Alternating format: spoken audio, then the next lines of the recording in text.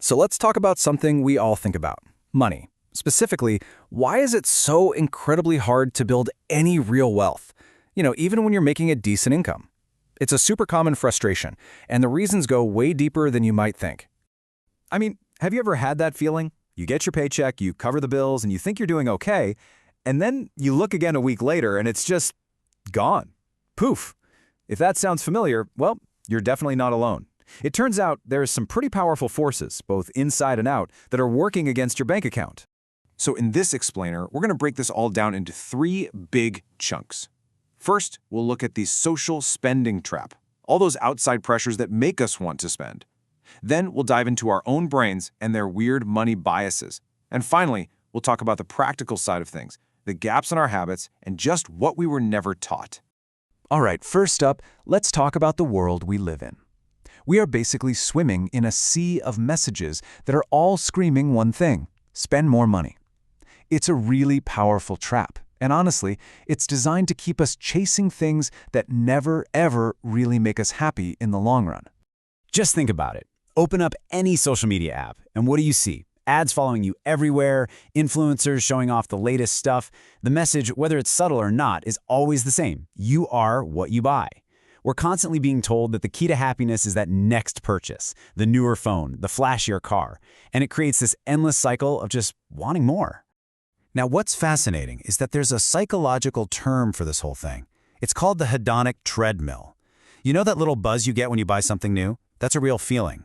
But here's the catch. It fades, and it fades fast. Your brain adapts, your happiness goes right back to where it was before, and then what happens? You start looking for the next purchase to get that feeling again. It's a treadmill because you're spending all this energy and money, but you're not actually getting anywhere.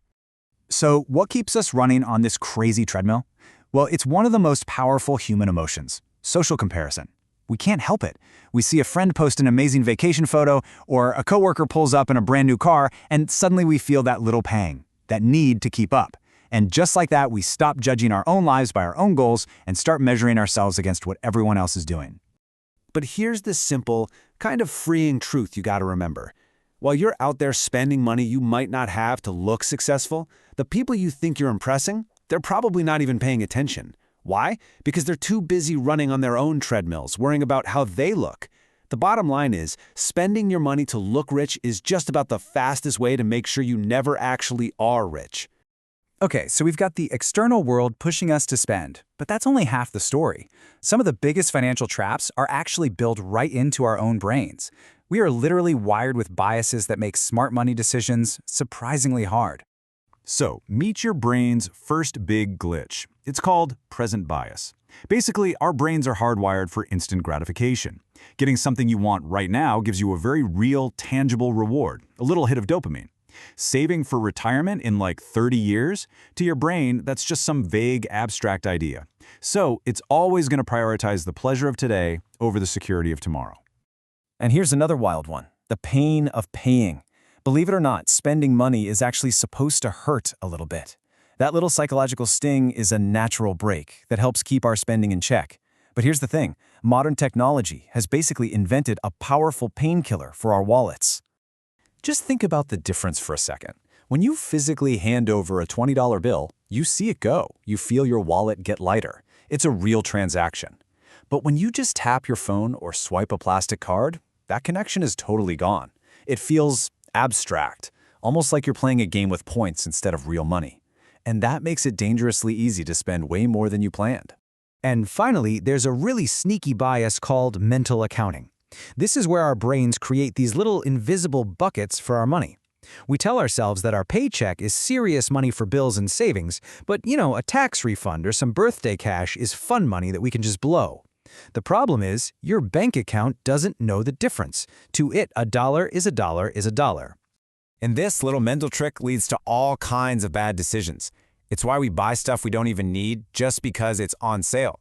It's how we convince ourselves that a $5 coffee every day is no big deal, even when it adds up to well over $1,000 a year. And it's why that work bonus disappears in a flash, way faster than our regular paycheck ever would. Our own brains are literally tricking us.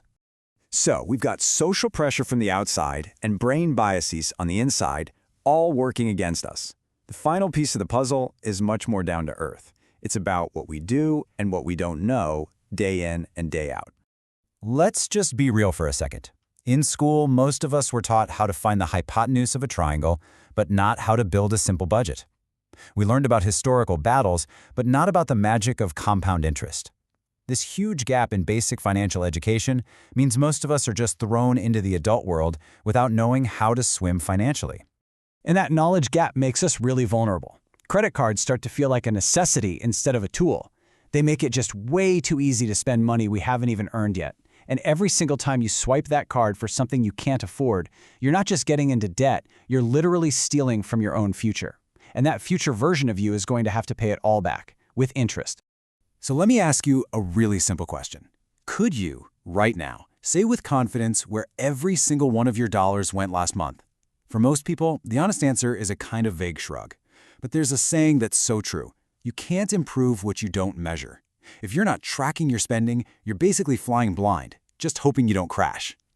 And this brings us to maybe the biggest myth in all of personal finance. We all tell ourselves this story. If I just got that raise, if I just earned a little more money, all my problems would disappear. But the truth? You can't fill a leaky bucket by just pouring more water into it. If your spending habits are broken, a bigger income just means you'll lose money even faster. The real problem usually isn't the size of your paycheck.